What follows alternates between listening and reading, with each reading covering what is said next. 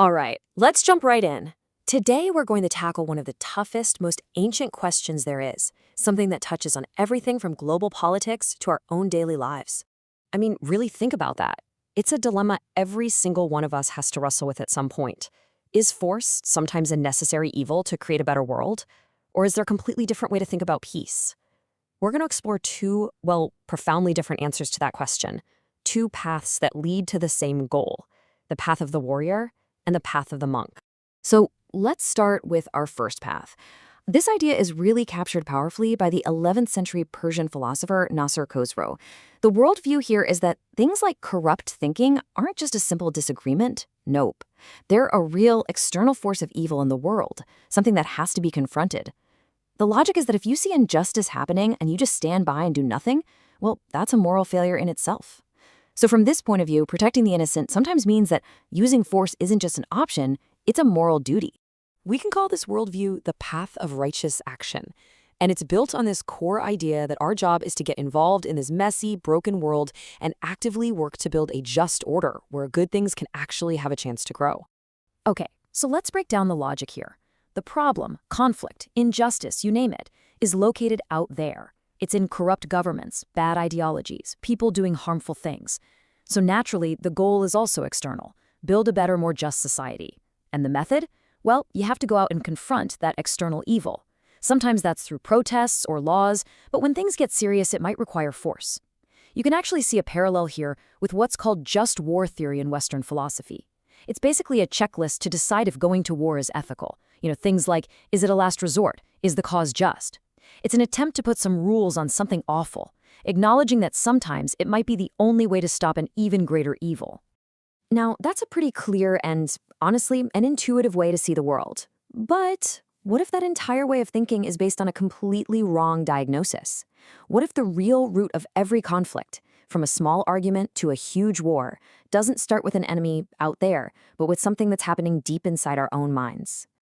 And that question, well, it leads us down a totally different path, the path of inner peace, which you see laid out beautifully in Buddhist philosophy. In this way of thinking, the Buddha isn't a general fighting a war. He's more like a doctor diagnosing a disease. The problems of the world aren't an enemy army you have to defeat. They're more like a sickness you need to heal, a sickness that we all have. So the doctor's first diagnosis is a condition called dukkha. Now, it's often translated as suffering, but that's not quite it. Dukkha is much more subtle.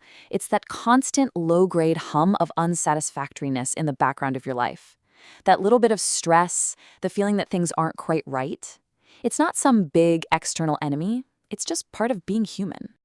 The Buddha laid this all out in what are called the Four Noble Truths, and they literally read like a doctor's report.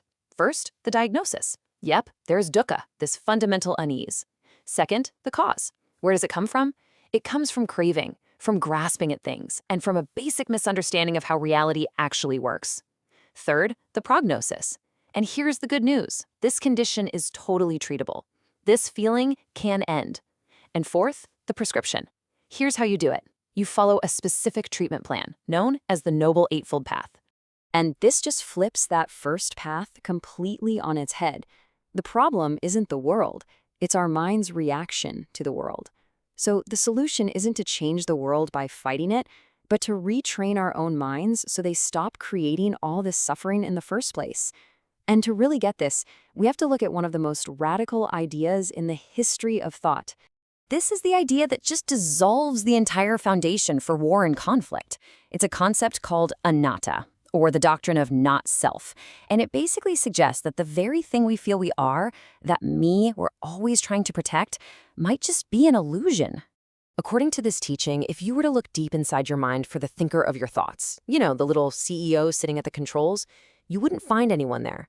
What you'd find is just a chaotic mess of thoughts, feelings, and perceptions constantly changing. And what's wild is that modern neuroscience is kind of coming around to a similar idea, that there isn't one single you in charge, but a bunch of competing systems. This contrast shows a massive philosophical split.